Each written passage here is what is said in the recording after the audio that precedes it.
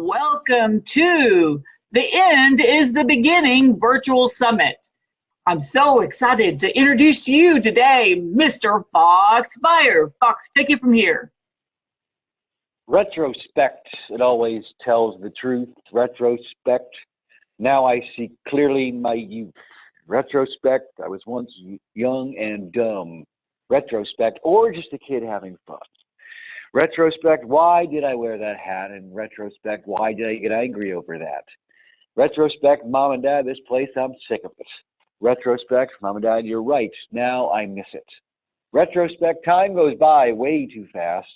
Retrospect, I'm so glad to still have a past. Hello, I'm Fox Beyer, and among a couple of things, I coach a professional baseball team here in New Jersey named the Somerset Patriots. This is going back 4 or 5 years. There was a player on another team that we could just not get out one season. Every time I looked up, he was standing on first base, standing on second base, third base. He was rounding third base. He was touching home plate. I am not a superstitious man, but there were times when he stepped up to the plate and I put my shoes on opposite feet in hopes that it would jinx him when he would actually make an out. That never happened. Truth be told, before one game, the entire team chipped in and got him, this player, a $150 gift card for a spa day in the hopes that he would take the spa day instead of playing against us. He didn't take the spa day, and he killed us. Well, in spite of all of his individual success against the team that I coached for, his team success did not happen. We almost always beat the team that he was on. So he, in turn, became frustrated. And what happened? In one offseason, we signed him to a contract to play for us, which he did for 2 seasons. He played very, very well. But because of a nagging calf injury and at times declining skills, he wasn't the same player. And I can recall in September, one Friday afternoon, I drove from my job as a teacher to the ballpark, and it was just before the beginning of Group 1 batting practice. He's in Group 1, and batting practice begins, and he's skipping his turn.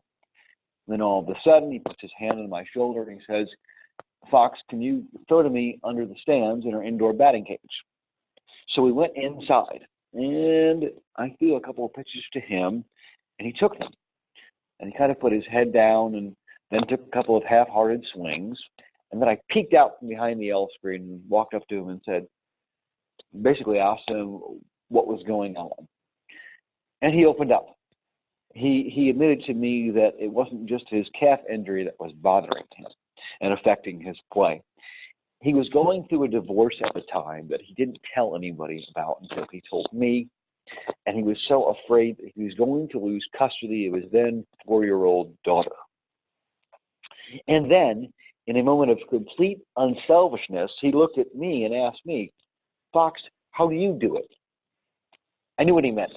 I'm a cross-eyed, crooked-legged guy on this team with professional athletes. And I thought I had some kind of sophisticated new age answer to tell him. But I didn't. All I said was, "I'm just like you. I'm Fox. I'm 41 years old. I have crossed eyes and crooked legs, and no 2 steps I've ever taken have been the same. Any misstep I take could lead me face first on the ground. Yes, surgery, therapy, and stretching have helped fix my crooked gait over time, but those things will never guarantee me of not falling almost every single day of my life." In 1990, I was lying on my back on a hospital bed in a cast from the waist down. I had just gone through hip osteotomy surgery in which my surgeon inserted metal rods in both my hips, breaking my hips and turning the bones out in the hope that I'd walk less knock-kneed.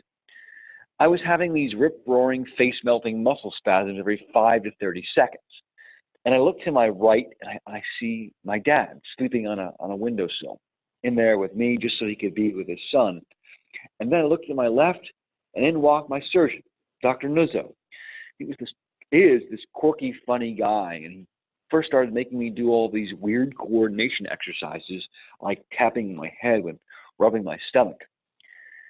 And then he got down to it. He said, "Fox, how are you doing?" In the biggest lie I have ever told in my life, I said, "Doc, I'm doing great." He said, "Wonderful. You're going home." I said, "When?" He said, "Now." I looked at my dad. We had no way to get home. We had no car. My mother was at home with my 3 siblings, and my dad couldn't just carry me in my cast to the train station to go home.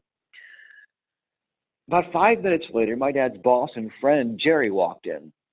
Jerry was from Brooklyn, New York. We were in New York City. And he knew New York City, and he knew we were in the hospital. He just didn't know for what.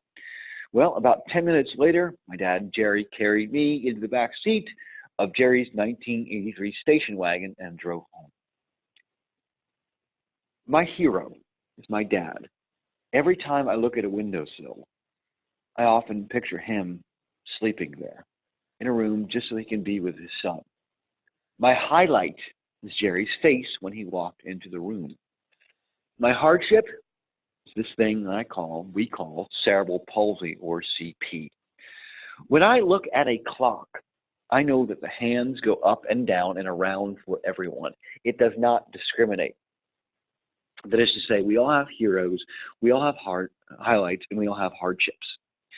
Moreover, hardships are always occurring. We're either in one, just getting out of one, or just about to get in one, meaning the end of one hardship is the beginning of another. The question then becomes, how do we survive and get through life with all of its hardships and thrive?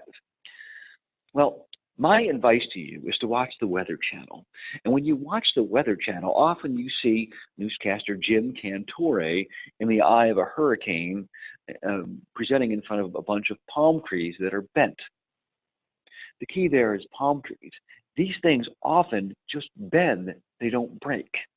So my advice to you is to get through all these hardships in life, being that you're in one, about to get in one, or just getting out of one, and the end of one is the beginning of another, is be a palm tree.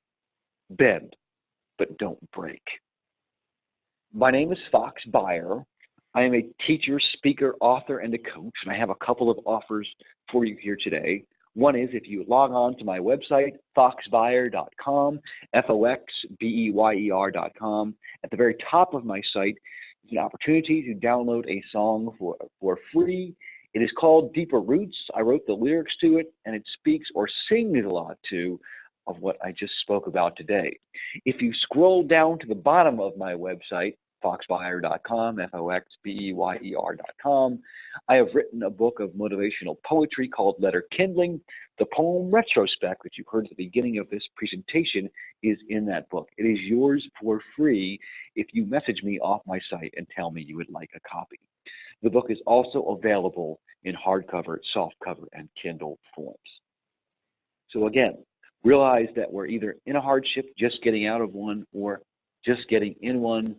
So be a palm tree, bend, but don't break. That's it from here. Tanya, back to you.